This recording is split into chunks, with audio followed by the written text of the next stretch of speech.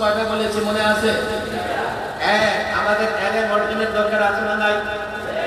আমার দিকে তাকাও, দরকার আছে না নাই? দুই, আমরা সবাই এলেম অর্জন করতে পারবো, এই হিম্মত সাহস আমাদের ভিতরে আছে তো ইনশাআল্লাহ?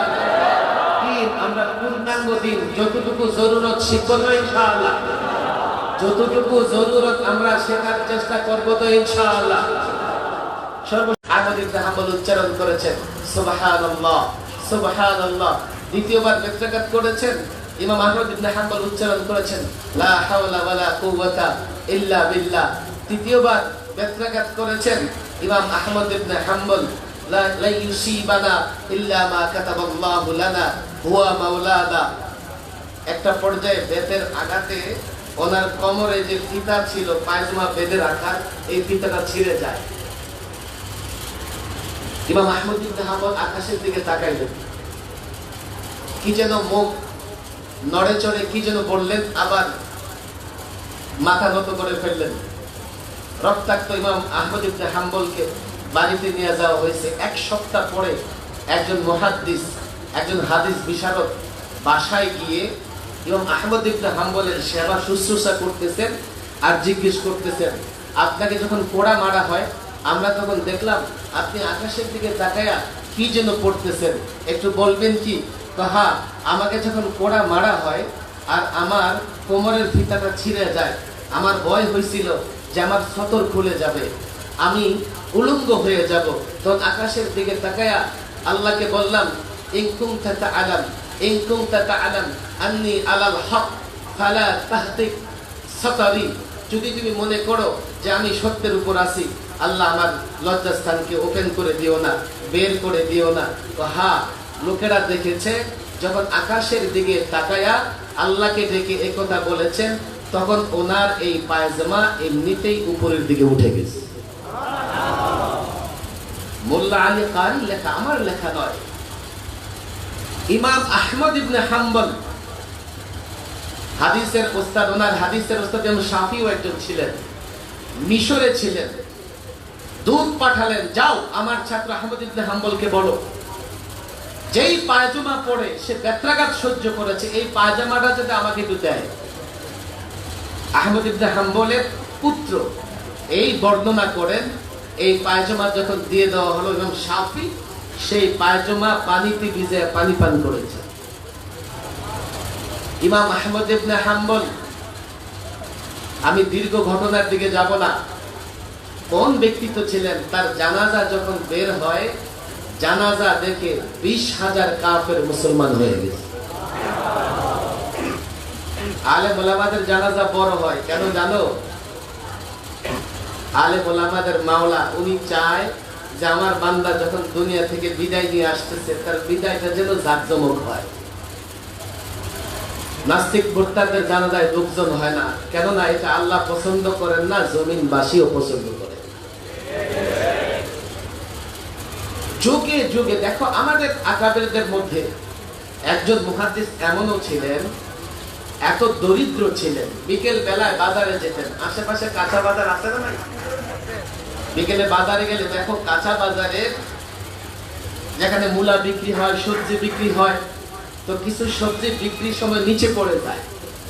উনি এতটা দরিদ্র ছিলেন, বাজার শেষ হয়ে যাওয়ার পরে ওই যে নিচে যা পড়ে যেত, এগুলো টোকায় এনে সিদ্ধ করে তারপরে খেয়ে এলেম অর্জন করেছে। আমি এই কথাগুলো এই জন্যই বলেছি, তুমি অসুস্থ, তোমার হতাশ হবার কোনো কারণ নাই। শোনো শোনো, তুমি অসুস্থ, হতাশ হবার কোনো কারণ নাই। তুমি দরিদ্র, হতাশ হবার কোনো কারণ নাই। তুমি মেধাহীন, হতাশ হবার কোনো কারণ নাই। আল্লাহর কসম, মেহনতে যদি লেগে থাকো অবশ্যই তুমি আলেম হবে ইনশাআল্লাহ। কয়টা প্রশ্নের উত্তর দিলাম? আলেম হওয়ার দরকার আছে না নাই? দুই, আমরা চেষ্টা করলে ইনশাআল্লাহ সবাই আলেম হতে পারবো তো ইনশাআল্লাহ? হতাশ হবার কোনো জায়গা আছে? তিন, এলেম কতটুকু অর্জন করব? লম্বা বক্তৃতা আসলে করব না, এতটুকু এলেম আমার অর্জন করতে হবে যাতে আল্লাহর প্রত্যেকটা বিধান যা আমার উপরে অপরিহার্য আমি জানতে পারি।